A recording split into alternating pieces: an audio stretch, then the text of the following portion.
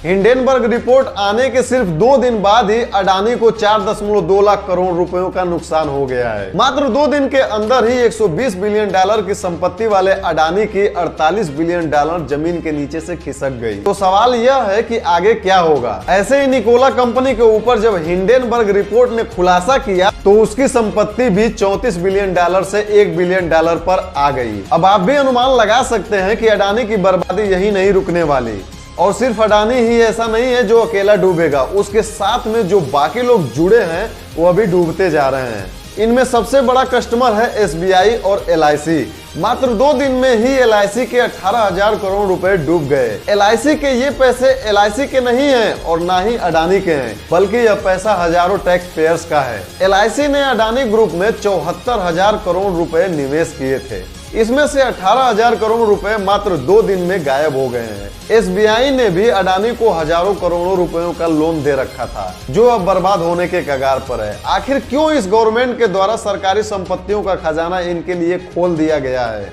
उस पैसे का क्या होगा? आखिर कितना पैसा अडानी ग्रुप में लगाया गया और अडानी पर कितने का कर्ज है? क्या वे चुका पाएंगे या पूरा पैसा डूब जाएगा? जानेंगे आज के इस वीडियो में। लेकिन वीडियो शुरू होने से पहले आपसे एक छोटी सी गुजारिश है कि अगर वीडियो पसंद आए और वैल्यूएबल लगे तो आप अपने दोस्तों के साथ शेयर करिए और चैनल को सब्सक्राइब अभी तक नहीं किए हैं तो प्लीज कर लीजिए, इससे हमारी बहुत हेल्प होती है। तो चलिए शुरू करते हैं। सबसे पहला सवाल है कि अडानी पर कुल कितने का कर्ज है और उनमें से कितना पैसा भारतीय बैंक का है। फॉरेन ब्रोकरेज हाउस CLSA के अकॉर्डिंग अडानी पर कुल 2 लाख करोड़ रुपयों का कर्ज है, मतलब करीब 24 बिलियन डॉलर। इस 2 लाख करोड़ में से तकरीबन 81,200 करोड़ रुपया भारतीय बैंकों का कर्ज है।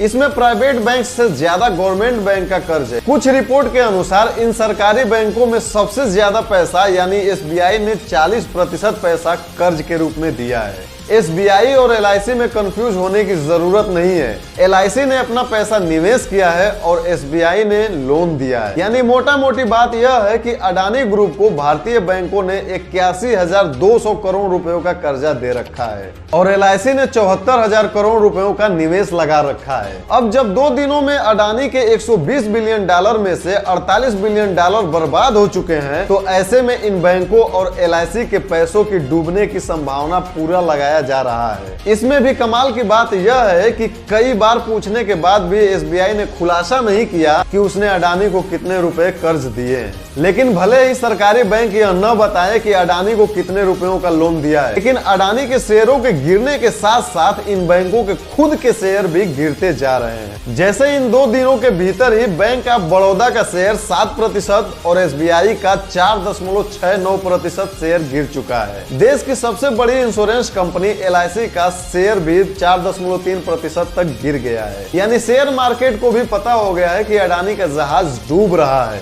तो जहाज में सवार सरकारी बैंक भी डूबेगा। अगर डूबेगा नहीं तो कम से कम इसको भारी नुकसान तो होगा ही। इसके अलावा जब अडानी का जहाज डूबेगा तो देश की अर्थव्यवस्था पर भी बहुत ज्यादा असर पड़ेगा। इसलिए इसे ऐसे मत देखिए कि स्टॉक मार्केट में हलचल मची है, जबकि सच यह है कि यह हलचल इनडायरेक्ट हमारे और आपके घरों तक भी पहुंचेगी। लेकिन इसका जिम्मेदार कौन है? हालांकि भले ही फॉरेन ब्रोकरेज हाउस CLSA के अनुसार अडानी पर कुल 2 लाख करोड़ रुपयों के आसपास कर्ज है, लेकिन क्रेडिट स्विस नाम की क्रेडिट रेटिंग एजेंसी ने तो यह भी कहा कि अडानी पर 2,20,000 करोड़ रुपयों तक का कर्ज है, जो इनके द्वारा खरीदी गई अंबुजा सीमेंट कंपनी के बाद 40,000 करोड़ रुपए और बढ़कर 2,60,000 करोड़ रुपए हो सकता है। वहीं क्रेडिट साइड के अनुसार अडानी की संपत्ति डीपली ओवरलेज है। इसका मतलब है कि अडानी ग्रुप कर्ज में डूबा है। इसने यह भी कहा कि सबसे खराब सिचुएशन में अडानी कर्ज के भंवर में फंस सकते हैं और डिफॉल्ट भी हो सकते हैं। फिलहाल प्राइम मिनिस्टर मोदी से अच्छे रिलेशन के चलते शेयर मार्केट में अडानी ग्रुप की कंपनियों ने अच्छा परफॉर्मेंस कर रही थी, लेकिन हिंडेनबर्ग रिपोर्ट ने अब अडानी और मोदी के गठबंधन की इस फूले हुए गुब्बारे को फोड़ दिया है। अब अडानी के शेयर इतने गिर गए हैं कि 2 दिन में ही 4,20,000 करोड़ रुपए का उन्हें नुकसान हो चुका है। आने वाले समय में क्या होने वाला है इसका कल्पना भी भयंकर है। वैसे में एक सवाल खड़ा होना जायज है कि एसबीआई, बैंक ऑफ बड़ौदा और एलआईसी जैसी सरकारी कंपनियों का क्या होगा, इनके पैसों का क्या होगा, क्योंकि यह पैसा अडानी और मोदी का नहीं है बल्कि यह पैसा जनता का है। अब दूसरा सवाल यह है कि कौन है जो एसबीआई जैसे बैंकों को विवश करता है कि कर्ज में डूबे हुए अडानी को और कर्जा देते चले जाएं। इसके पीछे एक छोटी सी कहानी है जिससे आप समझ जाएंगे। सबसे पहले इस पिक्चर को देखिए, यह वर्ष 2014 की है। नवंबर माह में पीएम मोदी G20 शिखर सम्मेलन में भाग लेने के लिए ऑस्ट्रेलिया गए हुए थे। इसमें भाग लेने के बाद अडानी, मोदी और SBI की हेड अरुंधति भट्टाचार्य एक ब्रेकफास्ट पर मिलते हैं और इसी के बाद अडानी ने घोषणा की कि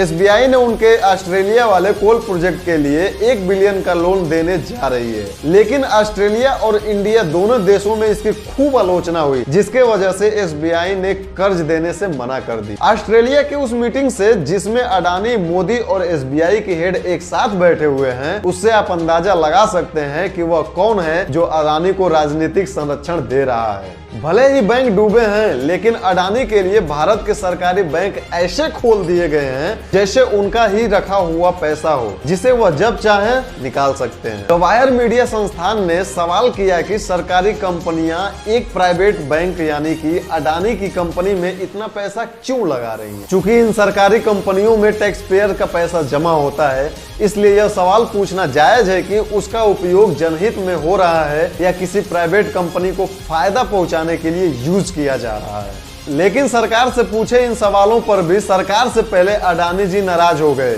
अडानी ने द वायर पर 100 करोड़ रुपयों का मुकदमा कर दिया। मतलब जायज सवाल पूछने पर भी मीडिया वेबसाइट पर 100 करोड़ रुपयों तक का हर्जाना मांगने वाला केस लगा दिया गया। दरअसल हिंडनबर्ग की रिपोर्ट अगर नहीं आती तो अडानी का साम्राज्य अपने दोस्तों के मदद से ऐसे ऊंचाइयों को छूता रहता, लेकिन हिंडनबर्ग ने सारा खेल बिगाड़ दिया। अडानी का काम था कि कोई भी मीडिया संस्थान जैसे ही उनके खिलाफ कोई खबर प्रस्तुत करे तो तुरंत उन पर मानहानि की करोड़ों रुपयों का केस कर दिया जाएगा। जब यह मामला अदालत में जाते हैं तो कोर्ट भी कह देता है कि यह मामले जब तक कोर्ट में चल रहे हैं तब तक यह संस्थान अडानी के खिलाफ कुछ भी नहीं लिखेगा। अडानी ने अब तक ऐसे ही भारतीय पत्रकारों को गुजरात की लोकल अदालतों के चक्कर लगवाकर उनका मुंह बंद करवाया। ऊपर से सरकार भी इन मीडिया संस्थानों पर ईडी का छापा मरवा देती थी। इस तरह गोदी मीडिया के अलावा बची हुई मीडिया भी अडानी के दबाव में रहे, इसलिए मोदी और अडानी के खिलाफ कोई बड़ी खबर नहीं आ पाती थी। लेकिन इस बार हिंडनबर्ग ने बीच में आकर माहौल खराब कर दिया। हिंडनबर्ग के दफ्तरों में ईडी भी नहीं भेजी जा सकती क्योंकि वह अमेरिका में है और वहीं से बैठे बैठे अडानी के लिए एक बहुत बड़ी समस्या खड़ी कर दिया।